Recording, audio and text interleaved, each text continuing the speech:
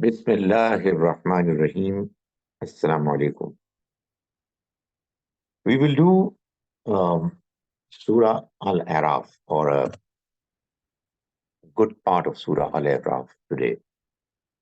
This is the seventh Surah of the Quran and is the second Surah of the second group of Surahs. Um, it is a Surah which partners with Surah Al Anam, the one that we studied, discussed yesterday. And there are four surahs in this group. Al-An'am, which is an invitation to the people of Mecca in particular and the surroundings. And this surah Al-Araf is a warning. The tone is warning the people who were there of consequences, serious consequences.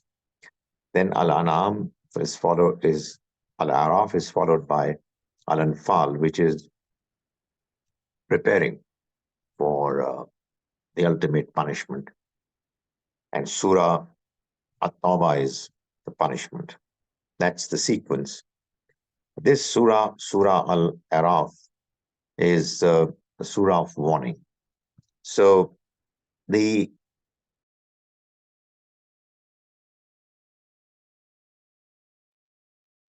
as is now followed by a warning which is clearly telling the people that, look here, it's not just a polite invitation for you to believe.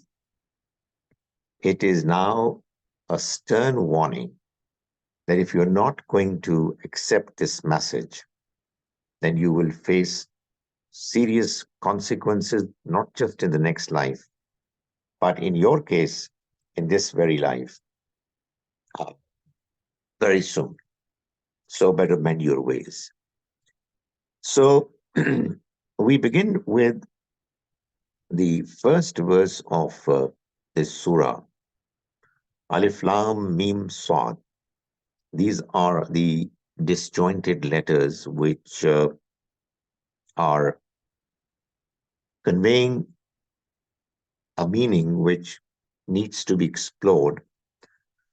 But one thing is certain, that it is the name of the surah. And the other interesting thing which ought to attract the attention of a serious student of the Quran is that it is comprised of both Alif Lam Mim and Sad. So while reading this surah, we should compare its contents with all the six surahs which begin with Alif Lam Mim. Al-Baqarah, Al-Imran, Al-Ankabut, 29th, Ar-Rum, 30th, Luqman, 31st, and As-Sajda, 32nd. As well as Swad, which is 38th surah. So it's the name of this surah. This is Alif Lam Mim Swad. Kitabun unzila ilayk. This is a book which has been revealed to you, O Prophet. Fala yakun fi sadrika harajun. So let there be no distress within you, in your heart, because of it. You didn't ask for it. It was revealed to you. So why are you worried? People used to oppose the message, and they would claim that this is something that the Prophet, God forbid, himself has come up with to be able to have control over these people. So the Quran says you don't need to worry about these baseless allegations. It has been revealed to you. You were not interested in it. And the idea is, litunzira bihi. You warn people through it. So the subject of warning is there right at the beginning. But the important thing is the Quran says that This warning has been extended, communicated through the book. It's not some other source that is to be employed for the purpose. It is the book that is meant to warn people, the people of Mecca and the surroundings, the people of the time when Quran was revealed, and for all peoples of the world. It's the Quran which has to be presented and its meanings have to be clarified so that people are warned. وَذِكْرَى لِلْمُؤْمِنِينَ, and it's a reminder for believers. So believers, when they believe, they still need to be reminded because this life is attractive, it's glamorous, it has lots of potential to make us get lost. So we need to be reminded every now and then. Starting from this subject, we move on to another important point that the surah makes right at the beginning, which is Wal waznu yawma izinil haq. Weight on the day of judgment is only going to be carried by deeds that are based on truth. That is, on the day of judgment, when there's going to be accountability done of humans, it's only al-haq, the true, genuine, sincere good deeds that are going to carry value.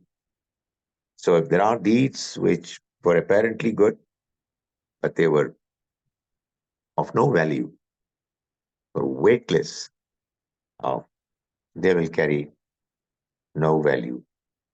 They'll have no positive consequences for the doer of them.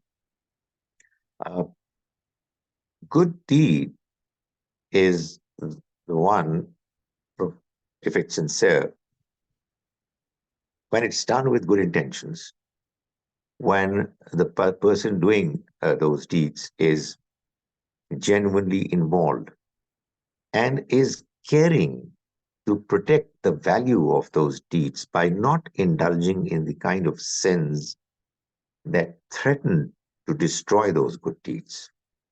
So that's what the idea is. It's not that there's going to be a balance between good and bad deeds.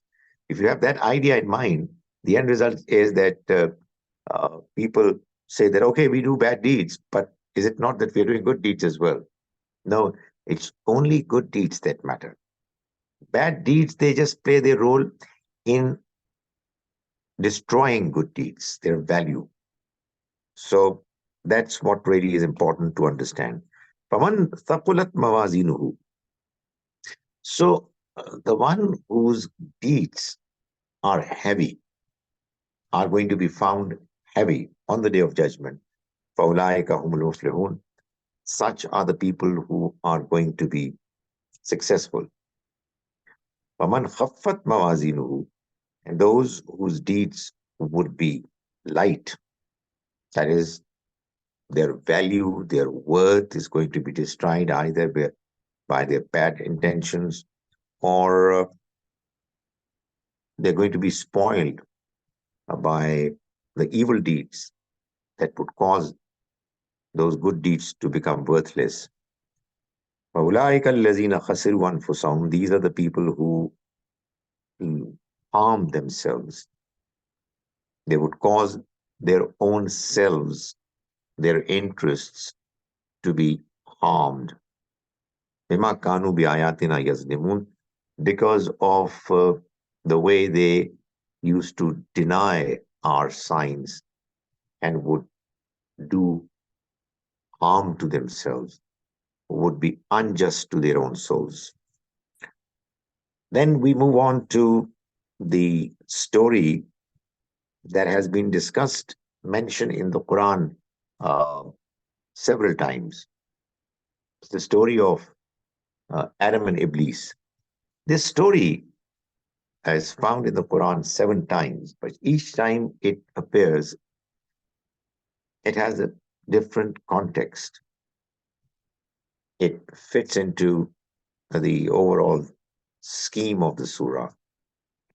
And the other thing that you find in these repeated stories is that one mention kind of supports, supplements the other. There are aspects of the story that are not found in one mention, and you'll find it in the other. And you put them all together, and you come to learn about the complete story. So when finally Iblis refused to bow down and prostrate before Adam, when he was asked by the Almighty to do so, um, he said to the Almighty, "Ala anzirni ila yawmi yub'athun." Give me some time, reprieve, until the day of judgment. That is, okay, I'm now rejected. I know that. But I want to get an opportunity to show that this decision of yours was not correct. One might wonder, how is it possible that a person, human or jinns or any other, who know that they're talking to God and they're on the wrong, and yet they don't correct themselves? Well, the answer is that's what happens when we become jealous of somebody. You know, these emotions, negative emotions of hatred, anger, of jealousy, uh, if they are there and you lose your senses, you're not normal. It's quite understandable that we have some temporary uh, bouts of these evil thoughts, evil influences. However, to persist with them is something which is very abnormal, very strange. But that is what happened to Iblis. Sadly, that is what happens to many people. You know, they don't even realize that what they're doing is wrong, but they do realize, but that realization is so weak that the negative feelings, emotions, they continuously overcome them. So he said that give me time, give me reprieve. Qala innaka minal munzarin. The Almighty said, okay, you are given this time, this reprieve, and do whatever you can to influence humans. He said, Qala, Fabima aghwaytani. It's because you misguided me. You put me into this error. لَأَقْعُدَنَّ عَلَّهُمْ صِرَاطَكَ الْمُسْتَقِيمِ. I will most certainly sit on their way to the right path. I'll not allow them to go to the right path, to travel comfortably on the right track. That's what I'm going to do. And I will try all means. ثُمَّ لَآتِيَنَّهُم مِّن بَيْنِ أَيْدِيهِمْ وَمِنْ خَلْفِهِمْ. I'm going to come to them from in front of them, from behind them, وَعَنْ أَيْمَانِهِمْ وَعَنْ شَمَائِلِهِمْ, from their right, from their left. I'll try all my tricks to cause them to be misguided. وَلَا تَجِدُ أَكْثَرُهُمْ شَاكِرِينَ. And oh God, you'll not find most of them grateful. Then this story is mentioned to highlight an important part of what happened in it. When the Almighty asked both Adam and his wife Eve to not come close to a particular tree, um, and the rest of the garden that they were required to live in was for them to benefit from. Uh, but it so happened that Iblis was able to convince them, allure them to partake the tree that was the prohibited one. Um, فَضَلَّهُمَا بِغُرُورٍ. Quran says that he made them to fall, to slip by deception. فَلَمَّا ذَاقَ الشَّجَرَةَ, when they tasted of the tree, what happened was that بَدَتْ لَهُمَا سَوَّاتُهُمَا, their private parts, they became apparent. وَاتَّفِقَا يَقْصِفَانِ عَلَيْهِمَا مِنْ وَرَقِ الْجَنَّةِ, and they started hiding them with the leaves of the trees, of the trees of the garden. So the idea is that it's pretty much clear that um, it was just a metaphorical expression when the Almighty asked them to not come close to the tree. It was basically this human weakness of being inclined towards illegitimate sex, the obscenity, that was what they were asked to stay away from. And Satan, Iblis, was able to convince them that this is something which is great. It's going to enable them to have eternity, and so on.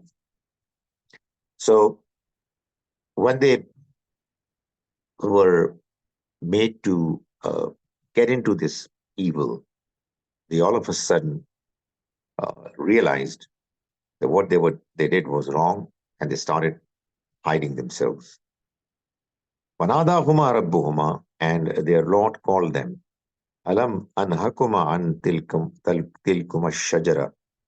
Did I not stop you from this tree?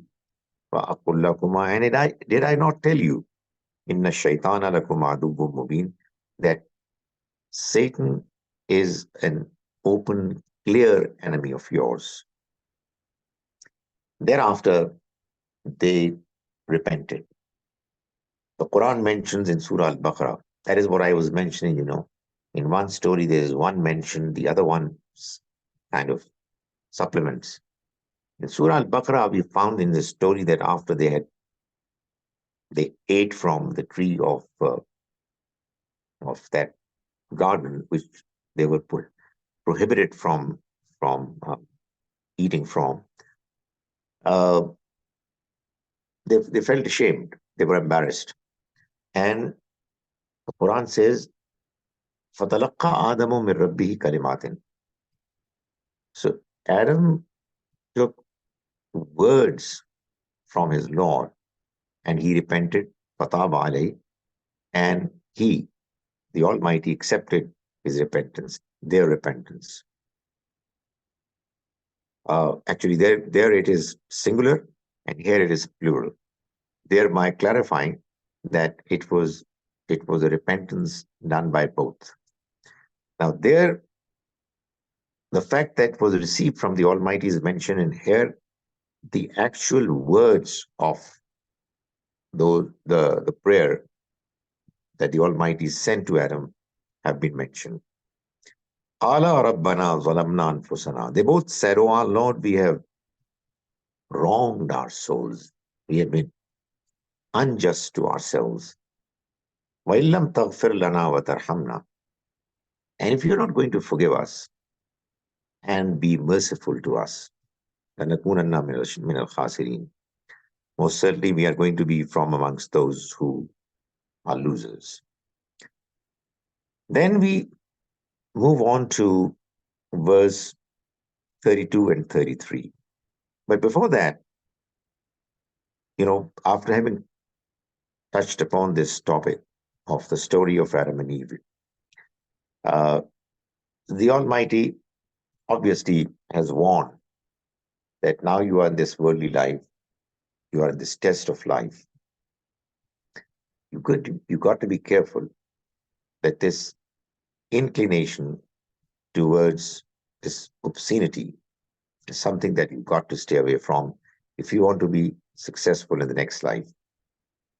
Essentially, there were two important evils that were meant to be appreciated by Adam and Eve. One was ego, what Iblis was associated with. And the other was this obscenity, fuhsh, that caused them to fall from the position they were holding in the garden. So the Almighty is warning that this is something that needs to be stayed away from. But the problem with humans is that they are not able to maintain a balance. They would either go to one extreme of no restrictions whatsoever on dress and the manner they conduct themselves. On the other, if they start becoming careful, they go to the other extreme wherein there's nothing possible, nothing is visible, no interaction whatsoever. What you find in verse 29 is that the Almighty is saying, Qul, O Prophet, say, Amara Rabbi bil Qist. My Lord has instructed me to be fair, just fair. That is, it should be balanced, neither one nor the other extreme. So, continuing with the same message, the Almighty says to the people who go to the other extreme. One extreme we have already seen, the next one, the other one. Well, ask them, Man harrama zinatallahi allati akhraja li'ibadihi. Who has forbidden the embellishment, the adornment of God, akhraja li'ibadihi, which he has produced for his servants? The beauty of this life is not forbidden. It's only the evil aspects of it that have been forbidden. So, what are these people doing? Why are they taking the principle or the concern for staying away from evil too far, and they are depriving themselves of all beauties of this life? Who has prohibited those beauties? What tayyibati min ar-rizq? Who has prevented them from consuming food which is pure? Qul, tell them, hiya lillazina amanu fil hayat ad-dunya. It is for those who believe in this worldly life. Khalisatan yawm al-qiyamah. And on the day of judgment afterwards, it's going to be exclusively for uh, the believers, the good people. So, I mean, when we say that be careful, it doesn't really mean that you're not allowed to embellish, to adorn. It has to be done in a balanced way.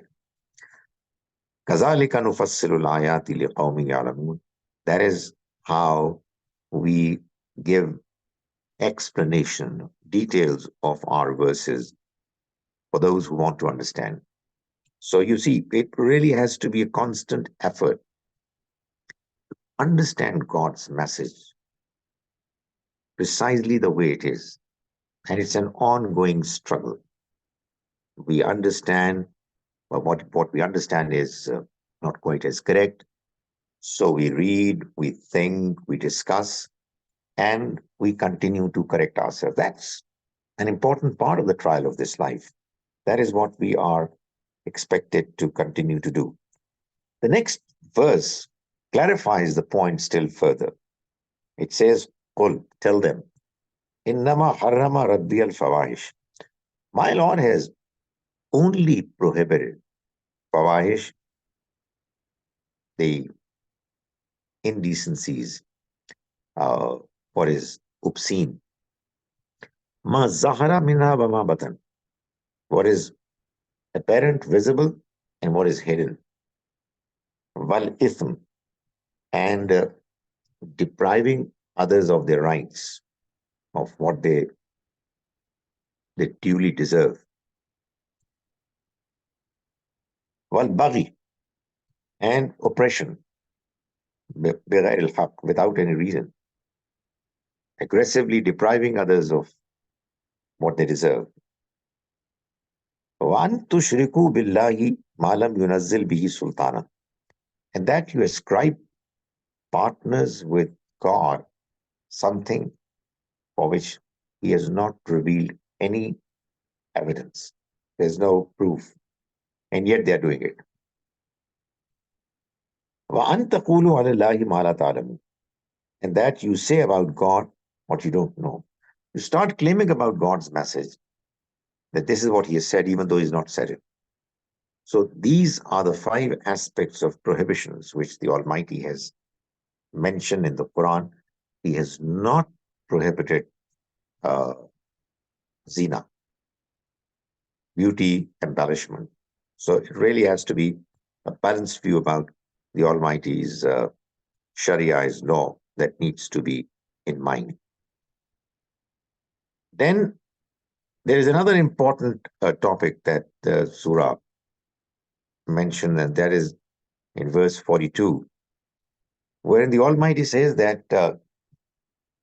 those who will be given the good news of entering the paradise are the ones, وَالَّذِينَ آمَنُوا وَعَمِلُوا الصَّالِحَاتِ, those who believe and do good deeds. The third part of the verse says, أُولَٰئِكَ أَصْحَابُ الْجَنَّةِ, they are the ones who will be the residents, the deserving residents of the paradise. Hum fiha khalidun, they'll live therein forever. But between these two statements, the Almighty has clarified, La nukallifu nafsan illa wusaha. We will not hold accountable anyone beyond its capacity. We're going to have hold people accountable within their capacities. So, although faith, belief, and good deeds are the two criteria on the basis of which the Almighty is going to decide whether a person would deserve to enter the paradise or not. But these two criteria are also going to be judged in accordance with the understanding of the capacity that the person had. As much as a person could believe, his belief is going to be tested.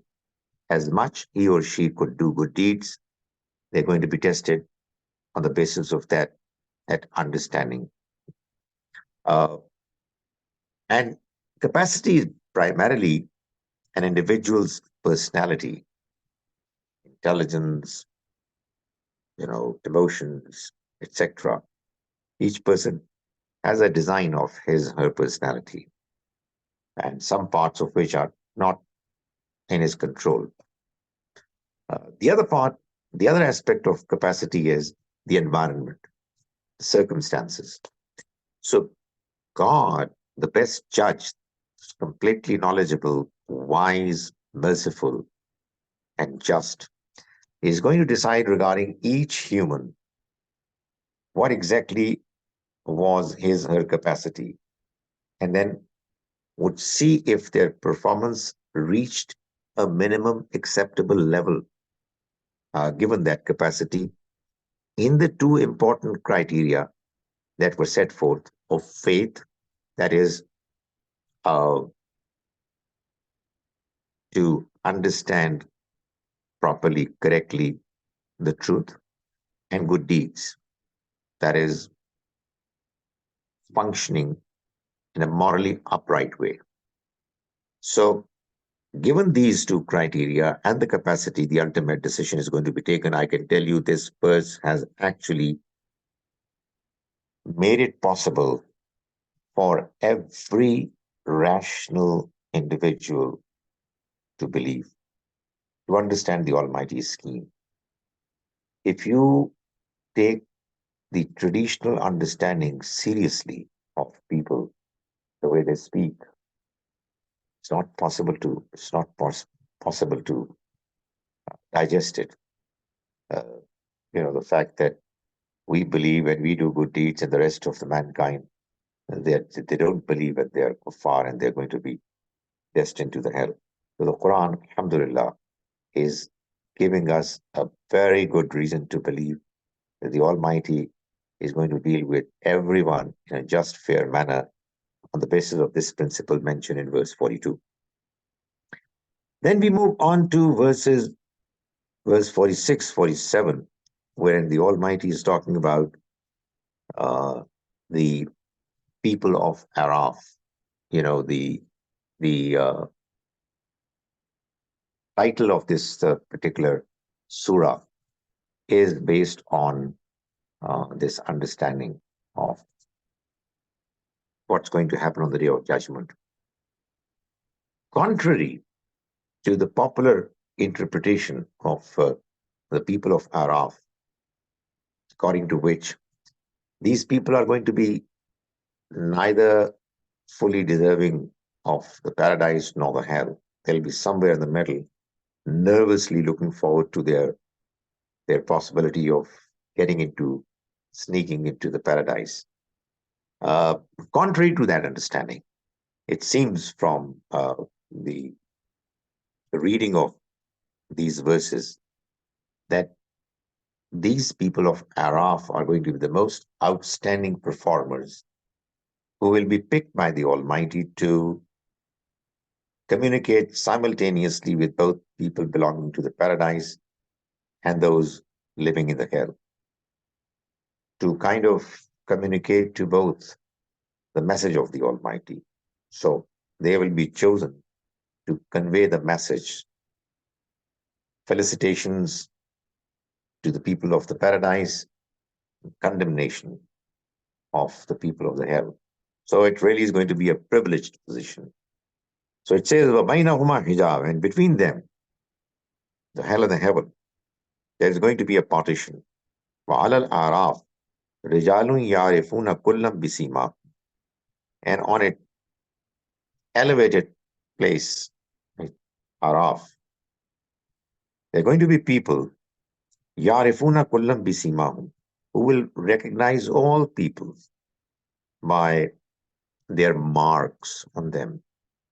وَنَادَوْا أَصْحَابَ الْجَنَّةِ, and they will speak to, call out on the people of the paradise and say, Salamun alaykum, peace be upon you.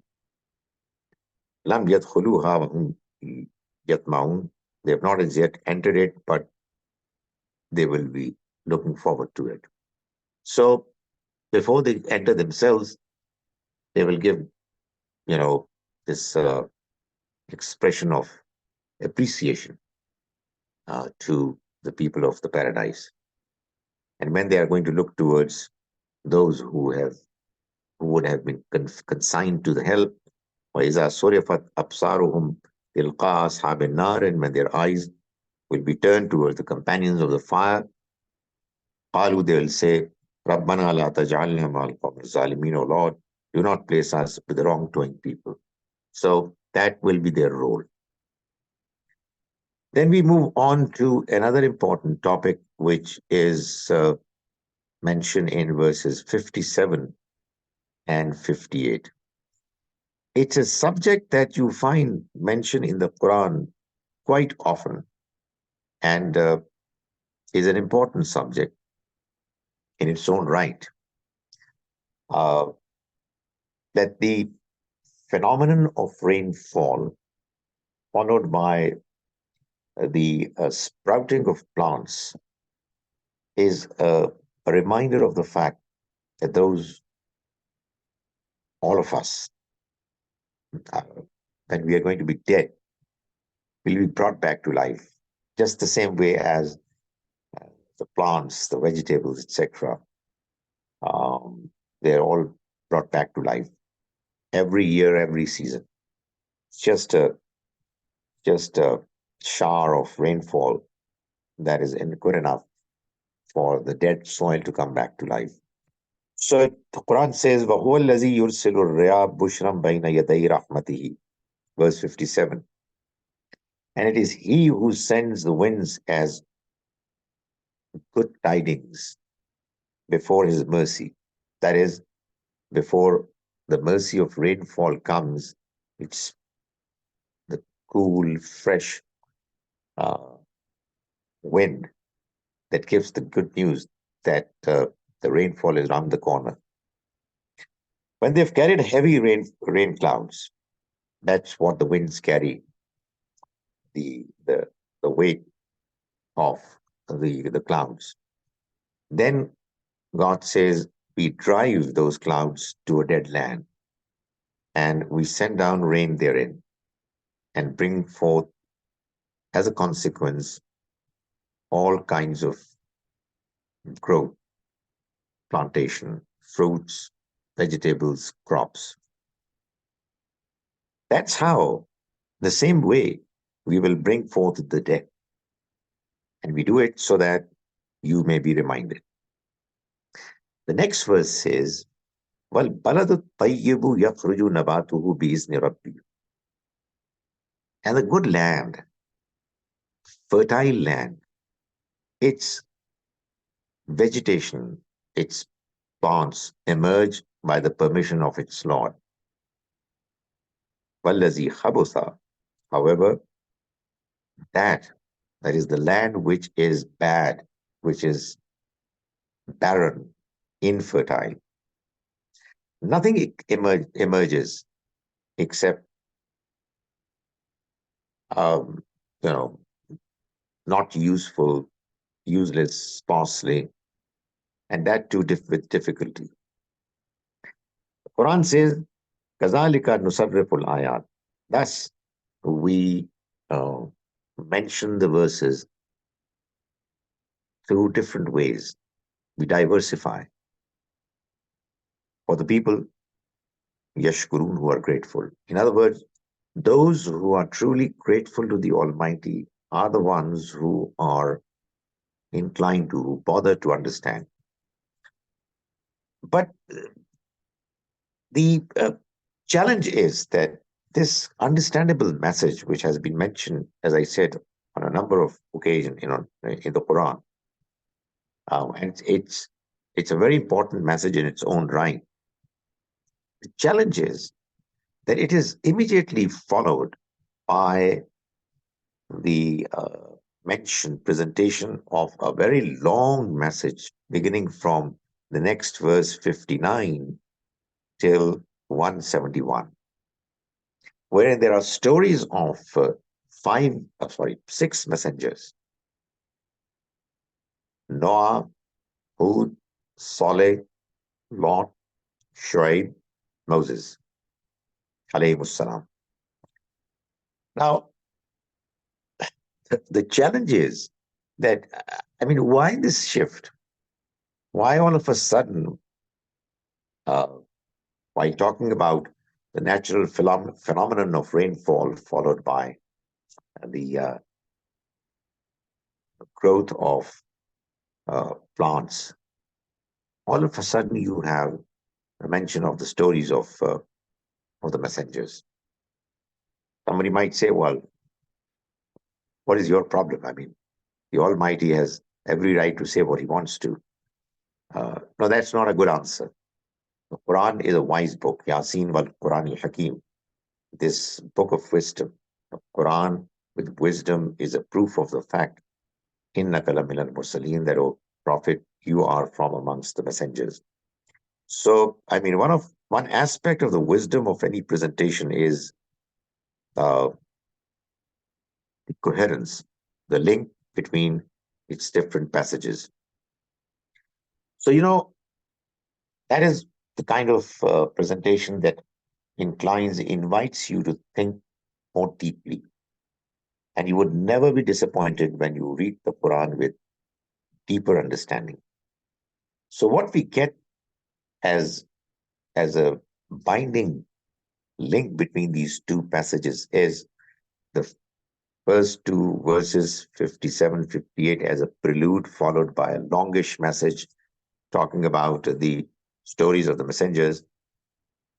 Like in the case of rainfall, it all depends on the quality of soil as to how the soil is going to respond. Good fertile soil, good crops, good plants, rich, abundant. Infertile, barren soil, no response. Whatever is there is useless. Likewise is the case with the spiritual rainfall that comes not through the clouds, but through the messengers. They present the message, and it's a rainfall, although a spiritual one. The Quran keeps talking about the message of the Almighty as a risk. It's a provision. It's a food for our our intellect, our inner soul, our spirit. So likewise, in this case too, a spiritual rainfall, it bears fruits, but it all depends on the quality of soil. The soil this time round is the inner person of the individual. How good is he is? Is he morally upright or not? Is he open to understanding the truth? Is he inclined to know what exactly is the solution, the answer to the puzzle, to the questions that come to the mind regarding the purpose of this life? If that's what the quality of soil in a person's personality is, then it's going to give dividends, uh, plants, vegetation, fruits in the form of faith, in the form of morality, which is going to be further, uh, it's going to blossom and improve, and so on.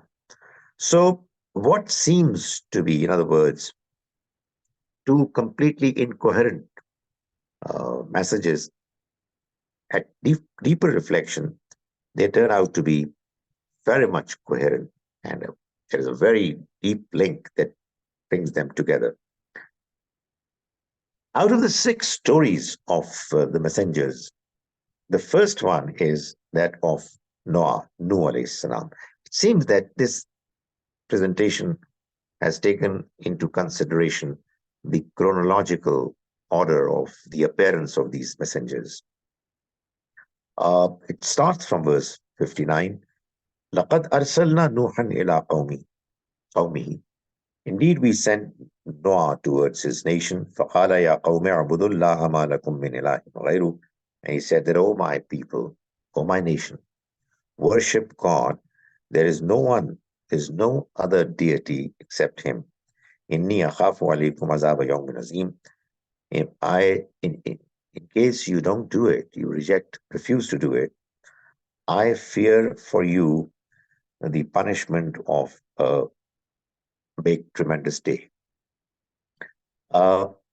Then what we see is in verse 64, the end of the story, the result. فَكَذَّبُوهُ. So they denied him, rejected him. فَأَنْجَيْنَاهُ. So we saved him. وَالَّذِينَ مَعَهُ فِي الْفُلْكِ. As well as those who were with him. We saved them in the ship. وَأَغْرَقْنَا. And we drowned الَّذِينَ كَذَّبُوا. Those people who denied بِآيَاتِنَا, our signs. إِنَّهُمْ كَانُوا قَوْمًا عَمِينَ. They were a blind people. Now here is another metaphor. That is, people who don't use their intellect, people who are not open, they're blind. They're as good as a blind person who can't see the reality. Then what we find is the mention of the stories of Ad and Thamud. Ad, the nation of Ad, who were visited by the messenger Hud, and Thamud, who were visited by the messenger Saleh. In both cases, the gist of the story is that the people were arrogant. They did not bother to understand the message that was delivered to them. They thought that the person delivering this message to them, at least their leaders thought he was lesser than them, and therefore they never took it seriously. And as a consequence of this arrogance, they rejected the message, and as a result, they were punished.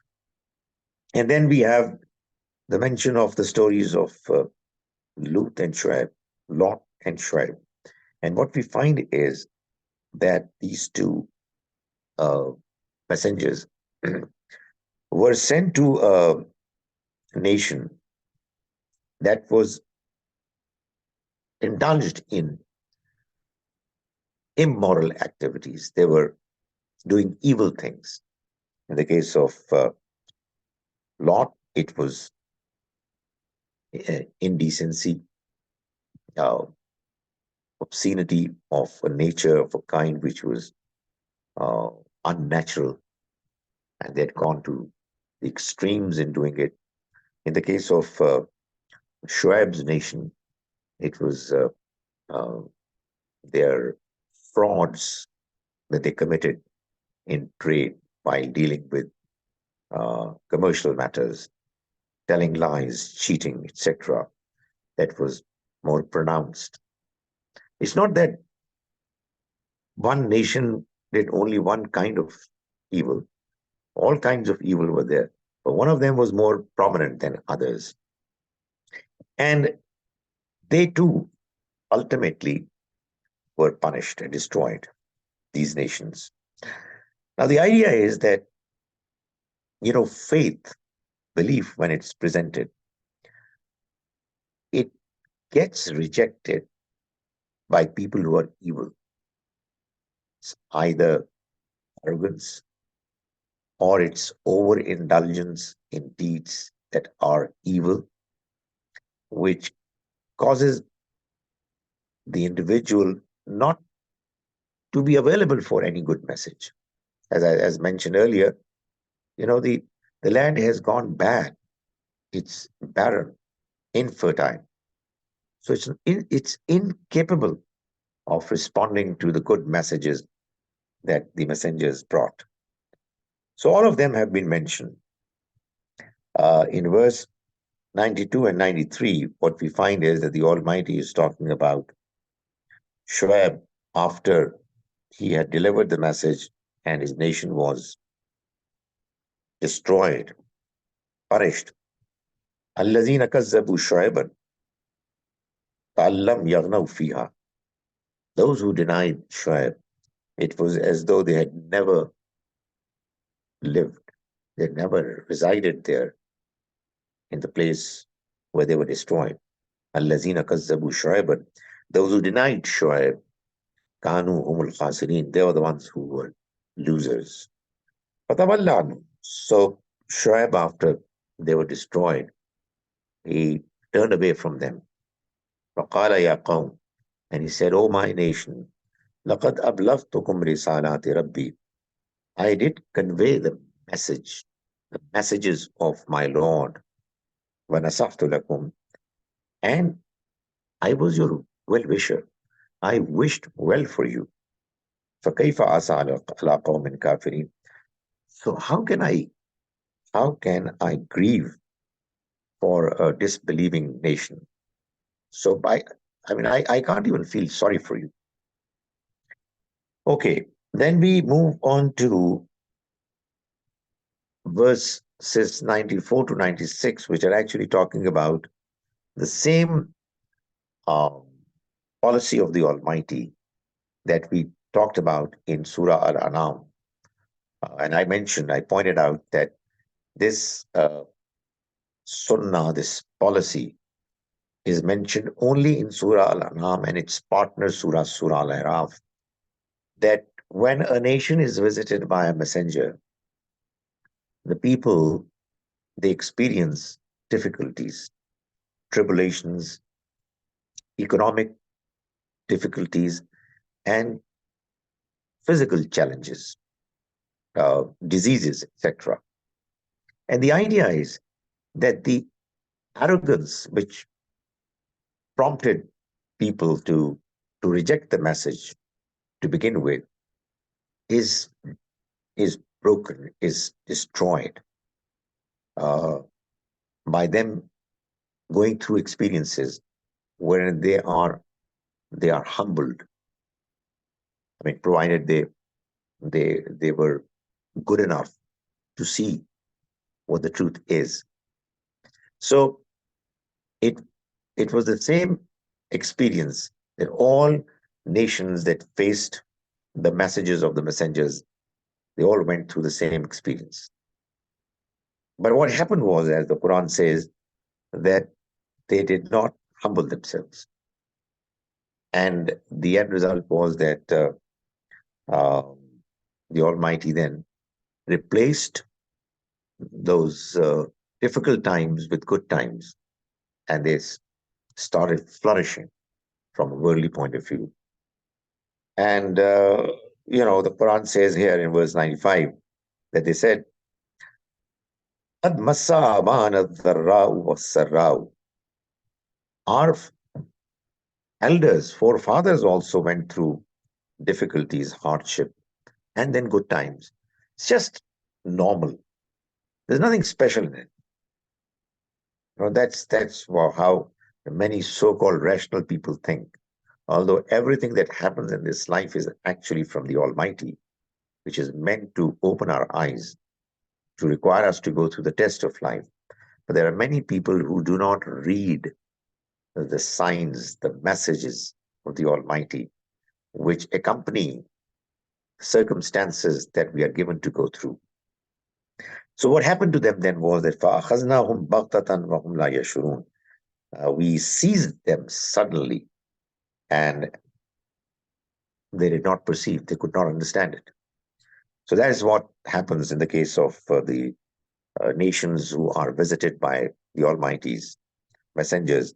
And this he does because, as he says in a Quranic verse, that God doesn't want to punish people for no reason.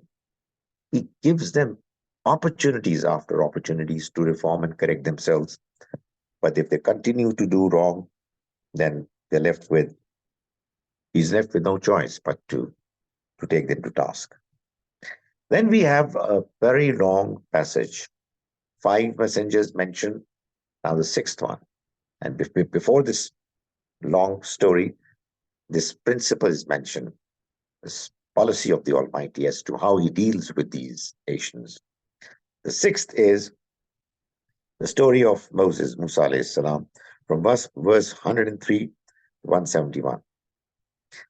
To begin with, in verse 120 to 122, what we find is the mention of the magicians. When they realized that this staff of Moses was able to just make what they did completely disappear, taken away by the snake. وَأُلْقِيَ السَّحَرَةُ سَاجِدِينَ. The magicians fell down in prostration. That is, on realizing that the snake has devoured everything that they had presented in the name of magic. It all was taken away. They realized all of a sudden that what Moses has brought is actually the truth. And they fell down in prostration. قَالُوا آمَنَّا بِرَبِّ الْعَالَمِينَ. They said that we believe in the Lord of the worlds, Rabbi Musa wa Harun, the Lord of Moses and Aaron. This realization comes to you at times apparently suddenly, when something happens in your life and you feel that, oh God, I was lost in the darkness of ignorance. This is what the truth is. So the Almighty provides opportunities to people in different ways. Then there was this reaction of Pharaoh, and he accused both the magicians and Moses of coming together to conspire against him. And he threatened them of grave consequences if they are not going to listen to and follow what he was saying. And then the Almighty tells us that, like he has been doing in the case of the earlier nations, in the case of the nation of Pharaoh and his followers too, he made them go through difficulties, tribulations. So he says, وَلَقَدْ أَخَذْنَا آلَ فِرْعَوْنَ بِالسِّنِينَ وَنَقْصٍ مِّنَ الثَّمَرَاتِ لَعَلَّهُمْ يَذَّكَّرُونَ. And we certainly seized the people of Pharaoh with years of famine and deficiency in crops and fruits, so that they would be reminded. So the Quran says that this whole episode, the different phases that of tribulation that they went through, took different forms. In verse 133, it says, فَأَرْسَلْنَا عَلَيْهِمُ الطُّوفَانَ وَالْجَرَادَ وَالْقُمَّلَ وَالضَّفَادِعَ وَالدَّمَ آيَاتٍ مُفَصَّلَاتٍ. We sent upon them flood and locusts, lice, frogs, and blood, as distinct as signs that were explained elsewhere. All these signs have been explained in the Old Testament as to what were all these different difficulties, trials that Pharaoh and his nation went through. And the Quran tells us that each time uh, Pharaoh and his nation would be in difficulty because of one of these signs, he would ask Musa to come over and to pray to his Lord and rescue them. And he would, as a consequence, believe in what Moses was saying and let the children of Israel accompany him. Each time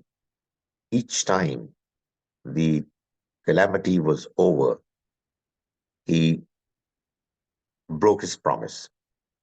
And that is why he was considered eligible to be punished by the Almighty. Towards the next part of the story, what we find is that